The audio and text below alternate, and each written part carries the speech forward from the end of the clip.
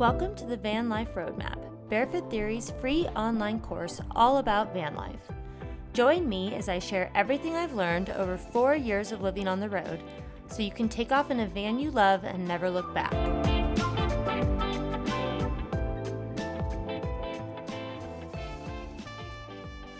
In the last lesson, we talked all about how to manage your current relationships with your partner, your family, and your friends. But what about meeting new people? Cultivating community on the road can absolutely help to create a more fulfilling experience in your travels. In fact, I'll say without hesitation that meeting other like-minded people who are all living a little bit unconventionally is one of my favorite parts of van life. Depending on your lifestyle though, how often you move, where you camp, and the activities you partake in, it's not always easy to meet up with people in person. So in this lesson, I'm going to share some important tips for finding community, especially for those of you who are planning to do van life solo. As I mentioned in the lesson on managing relationships, one of the things I appreciate most about having my van is the freedom to visit friends and family along my travels. When I worked at my office job, I didn't have the ability to leave and visit loved ones for more than just a few days at a time. Now I'm able to stay as long as I want, or for as long as I'm welcome, without missing work.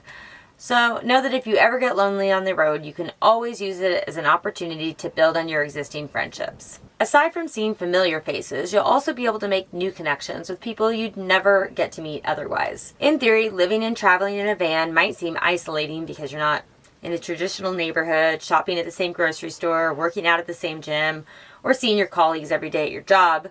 But there are actually a lot of places and ways to find community, even if you move around frequently. So let's talk about some of the places and tools available to help you link up with new people on your travels. The first place you can find community is on social media. Even if you don't spend a lot of time on social media, sites like Facebook and Instagram are a great place for connecting with like-minded people.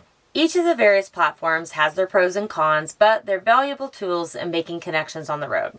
Facebook has many groups dedicated to van life, including location-specific pages that are free to join. These van life groups are a great place to discuss all things van life, ask questions, and meet other people with vans. I'll link to a few of my favorite groups down in the resources. It's especially helpful to join groups and pages for places you're headed to.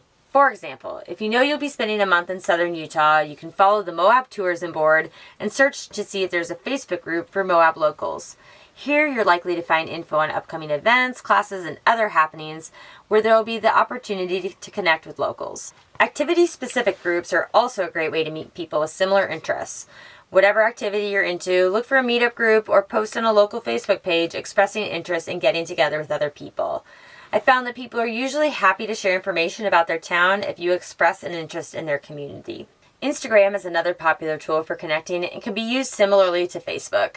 Reach out to people you know they'll be in the same vicinity, or if they're not, but it seems like you have some things in common, send a nice message to establish a connection. Then maybe down the road, you'll have the opportunity to meet in person. As with meeting all new people, but particularly on social media, make sure to use your street smarts. It's a better idea to meet a new person somewhere public or in a group versus giving them directions to your campsite that's way out in the middle of nowhere. This way you'll be able to get a feeling for whether or not this person is someone you actually want to spend your time with. The next big way you can find community on the road is to attend a van gathering or van-focused event.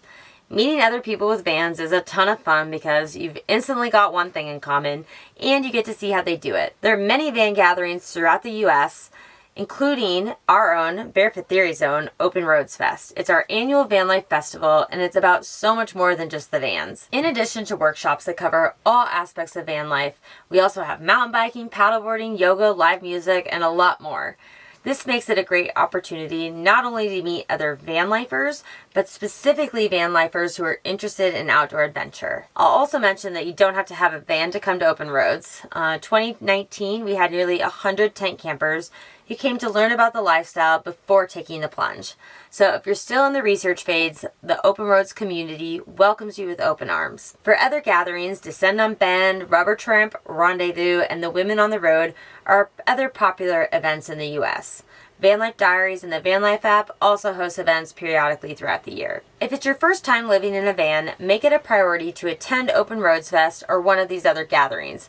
I promise you won't regret it. It's a real good time and chances you'll likely leave with a bunch of new friends. The third place you can find community as a van lifer is work.